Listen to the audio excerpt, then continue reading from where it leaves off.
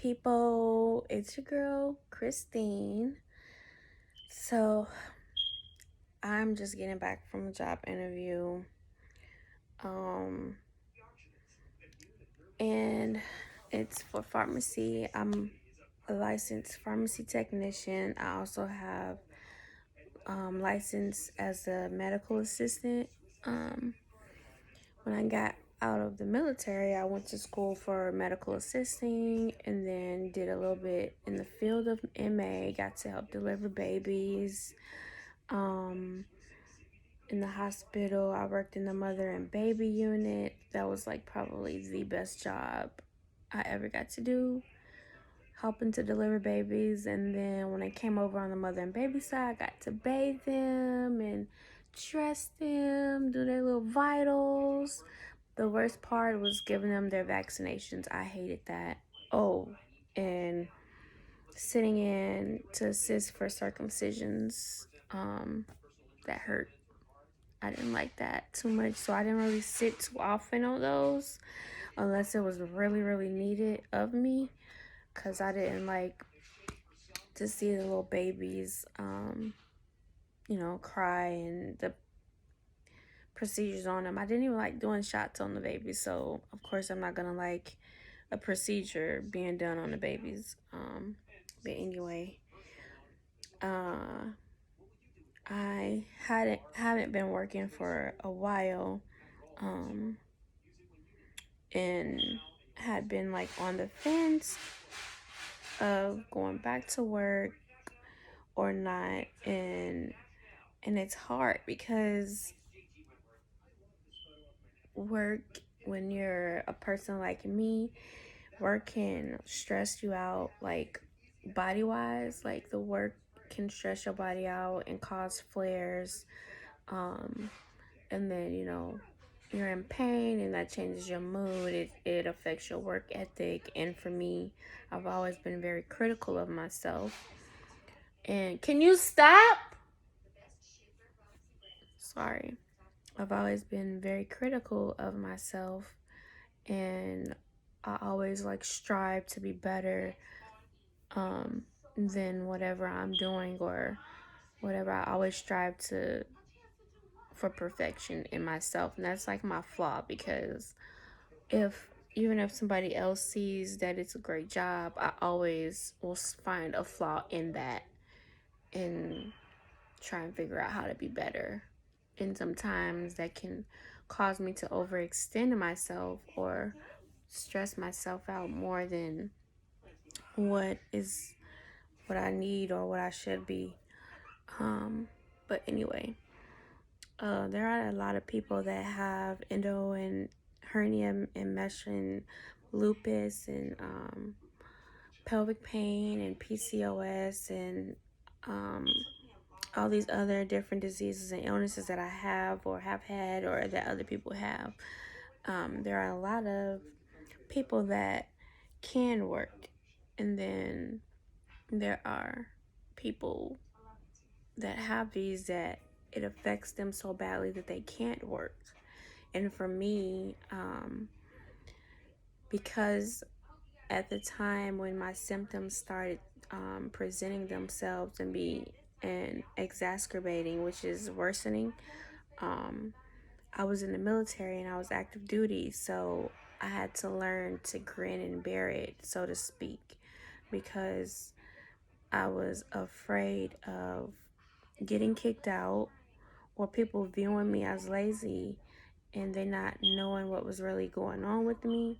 And then there's the part where you explain to people what is going on with you, and they'll say, oh, so you just have cramps, or oh, it's not that bad, or I know somebody that have it and they don't have it that bad, or they did this and they don't have it anymore.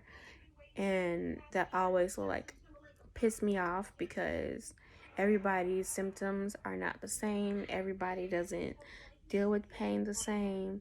And then just because you know a friend or family member that had it and they're doing well doesn't mean that that's what is going to be for me. So don't compare me to somebody else, and I don't compare myself to other people as well, because I don't know what their pain is. And for me, I've always had to suffer through it, so to speak. So when working, people really didn't know that I was in pain because I would hide it so well. Like I have a poker face. Like right now, I'm hurting and you won't know it because I don't show it on my face. I'm a single mom. So I didn't want to show all the time that I was sick or that I was hurting. I didn't want him to see that. So I learned how to, again, poker face, grin and bear it. But as far as working, I'm like, I've been on the fence because I enjoy my jobs that I've had in the healthcare field.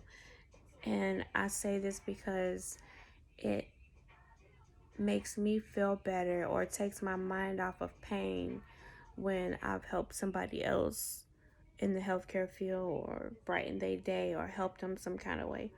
Like it just makes me feel better about like oh, the pain that you endure every day, like it's worth it just to make somebody else happy and help them with their health. So that's how I've always like looked at it. Like I love helping other people. Um, I just enjoy, helping and caring for other people, and it has helped me basically get by when I'm down. It has helped push me to keep going. So I'm kind of on the fence with going back to work, and then so I went to the job interview, and I got the job. I got the job, y'all. Of course, I mean I always interview pretty well. Um, my resume is really good. I did a human resources in the military for 10 years, so baby, I can type up a good letter and resumes and all that stuff and make it look like amazing, basically. I'm really good at like typing letters and memorandums and all that good stuff up. So you need to tell Congress something, they ain't helping you, holler at you, girl. I got you.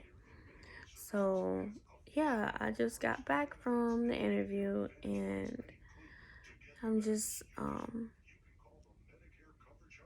like in pain now, and it just has me on the fence about like, should I go back? If I go back, will my pain be even worse? Like, how will I be able to go through it? Because the thing with working in the pharmacy is that you're standing up the entire shift. There is no sitting down during your shift. So that's the thing that made it difficult working in pharmacy for me in the past, is that that's been hard.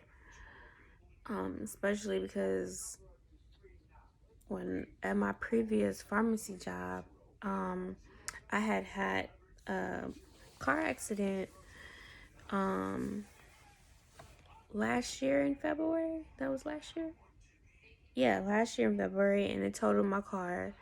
And that accident, like, made all my symptoms and everything that I was going through worse. Like, it literally made my pain terrible. Like everything was ignited. It was just like the floodgates of pain and health issues like were magically opened when I had that accident.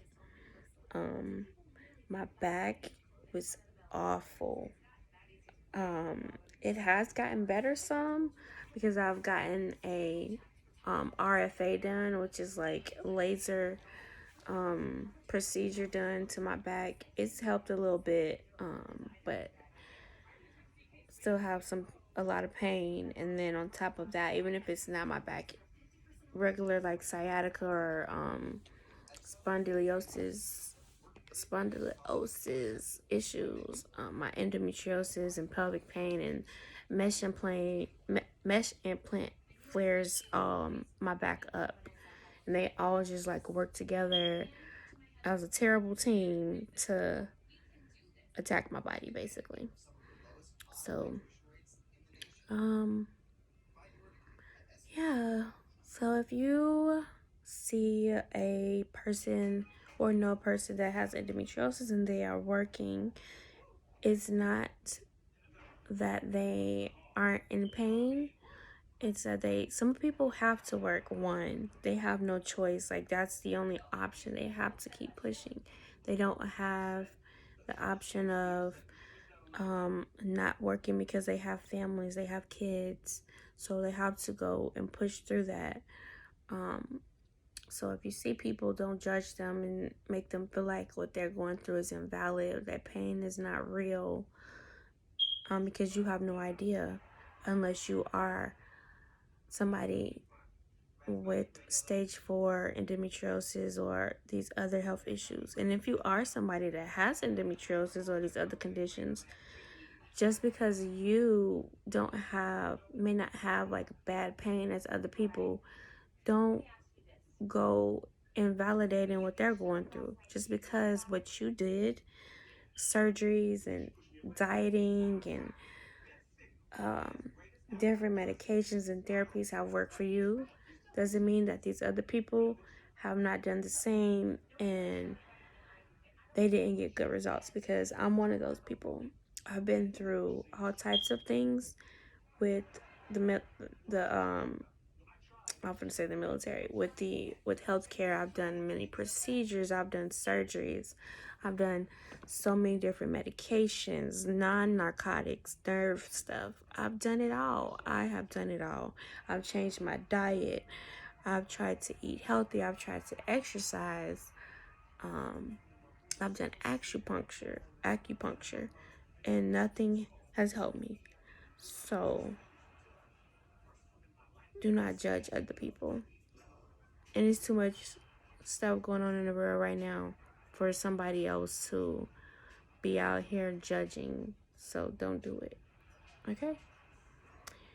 Hope y'all have a pain-free day. And if you're not having a pain-free day, I pray or I hope that it gets better. And remember that you're not alone.